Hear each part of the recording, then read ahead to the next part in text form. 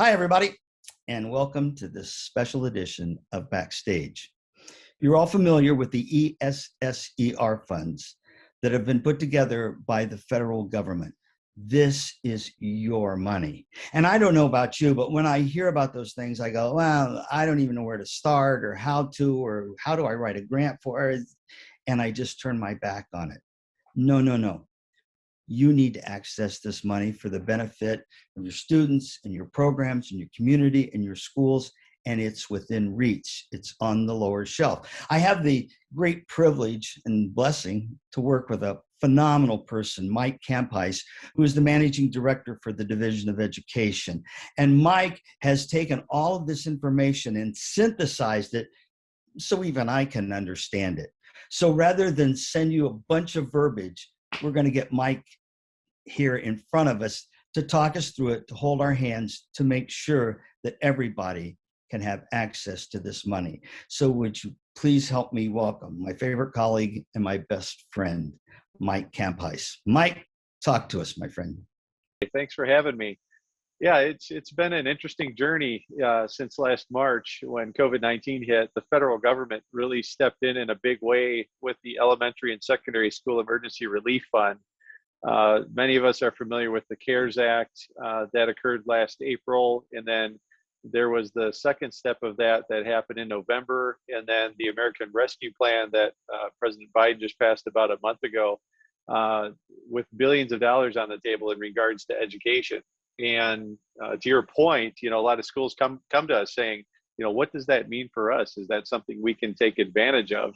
The answer is absolutely you can. And, the goal that we have is to help get the message out to all the schools across the country that this funding can be used to help make music education accessible for students, help folks get back to in-person education, and do a lot of different things in regards to supporting music education.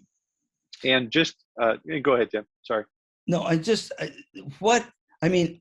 we hear about this and we get excited about it. When you say billions of dollars, all kinds of magic goes off in your mind.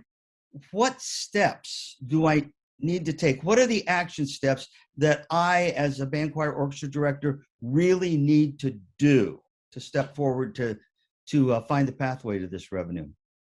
Yeah, so first off, the biggest thing is you have to do a needs assessment. What are the true needs of my program?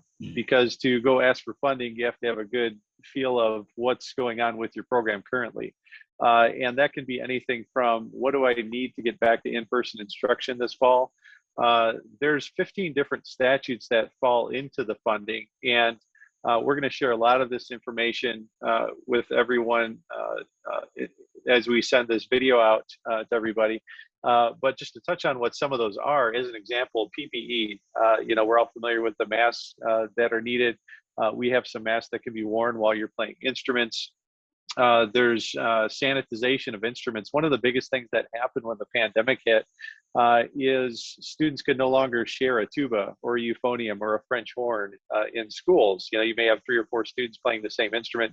In COVID, that can't be done. And this actually helps with that. So schools can purchase multiple instruments to be able to have students play their own tuba, and this money can be used towards that. In fact, Conn-Selmer put together a stimulus program last year to help that as well, and we gave away about $1.1 million to about 300 schools and districts, supported by 100 school music dealers across the country to help with that. And we're doing the same this year as well to help supplement this ESSER funding that's out there.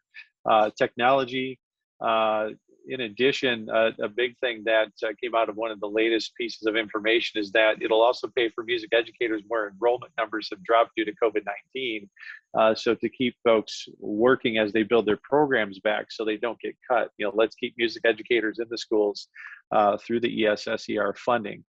And important to note that now is the time to ask for the funding through the end of this year, but the money can be used through September of 2014. So it's not just everything's going now, but it can be very thoughtful and a good plan to be able to help with the funding for at least the next few years.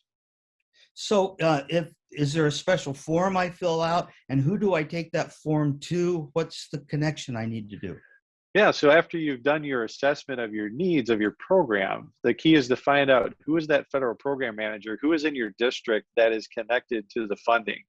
The funding from the federal government level, just to give you a feel of the magnitude of this, the latest passage of ESSER 3 was $126 billion.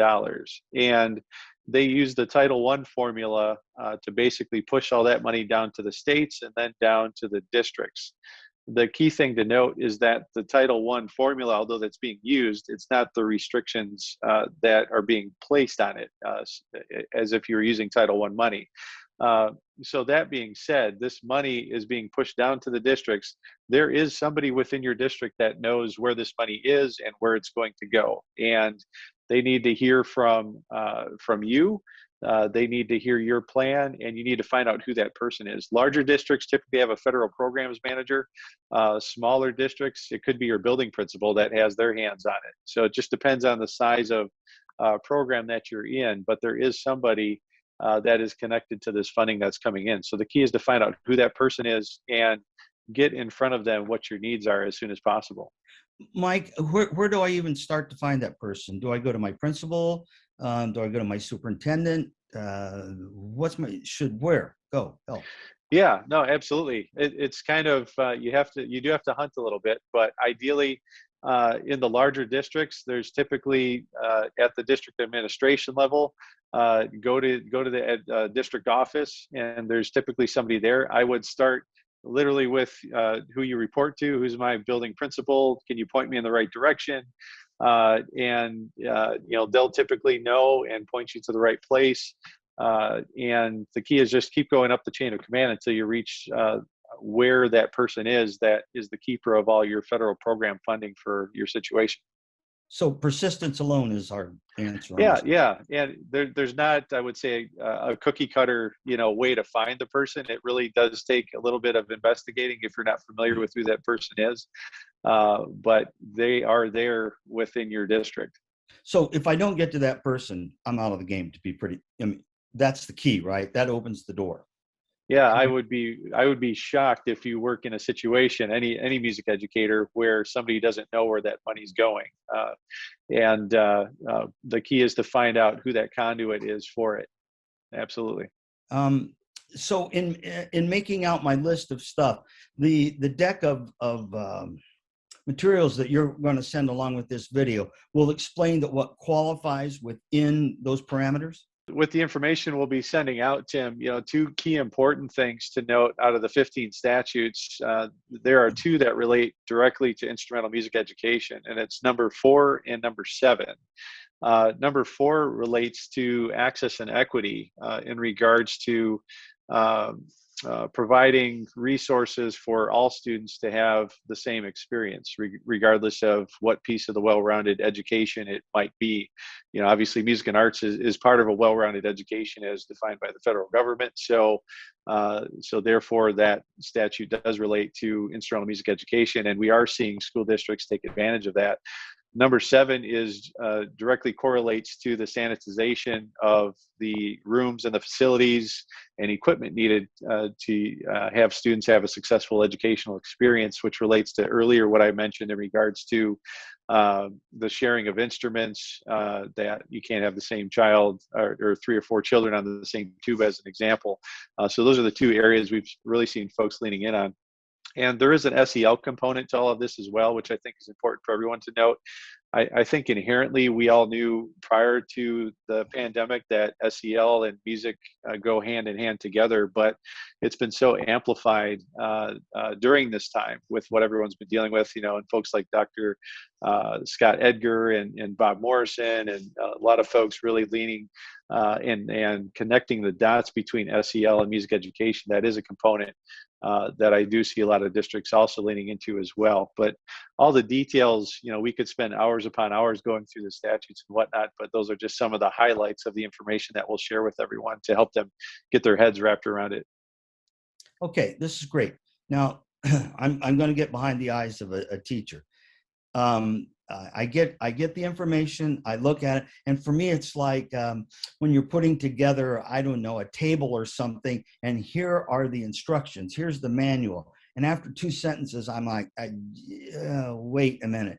Is there somebody, and of course, this is a soft pitch to you, my friend, but is there somebody they can get to from us that can hold their hand and get us to the next level without having to understand a whole bunch of jargon that we don't understand? Oh, absolutely, absolutely.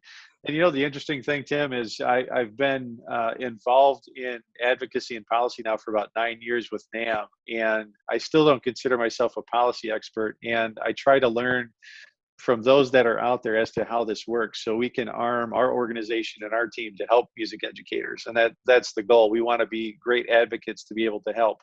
So that being said, all of this information, I've been able to train our team of educational support managers to work with schools and help them come up with their plans and help put these pieces together. The more I've experienced education funding in regards to how it works, is you have to step back and try to not think of it as complicated. It really is as easy as get my plan together, get to the administration, and advocate, advocate, advocate. And we have some great tools and resources and people on our team that can help. These are all retired former music administrators, folks that have been through the music education arena in many different avenues in different parts of the country that can help schools. And just simply by emailing education@conselmer.com, we can connect you with our educational support managers in your region to help. We do have a free inventory system that can help with your needs up front, which we've helped over 13,000 schools and districts across the country over the last 7-8 years with that. And it is a free system. So we help with the complete onboarding of getting your assets together, figuring out what the needs are, what kind of repair budget do you need, and so forth. So those are great tools. We can help with capital outlay planning. There's financing options. There's different things that you can look at with the money, and so forth. But know you have a red phone, with our educational team and our support managers to be able to help accordingly. Well, this is great. And again, for everybody, this is going to be a one-time get for all of us. Unless we have another global pandemic, we're not going to see this kind of revenue again. We've given you the information, we've given the support team to do it. And it's that old thing. It's not what you can do or what you will do, but it's what you do that makes a difference. So we have to take action on this. Mike, any last words before we wrap this up? No, for all the information that we've shared at a broad level today, we do have an ESSER toolkit on our website that we're sharing with you as well. Has a lot of great links. You can actually access how much funding is available specifically for your school district. And you can see ESSER 1, 2, and 3 all on that. It's at the bottom link of our ESSER toolkit page. Special thanks to NAFME for putting that information together. But it's a very neat database that's interactive where you can access all that. All of our PPE information, everything you could need from an ESSER standpoint on our toolkit. So please use that resource, use our educational support team, and know we're here to assist in any way possible to help partner to provide music for every child. And Tim, thank you so much for the time today to be here with you.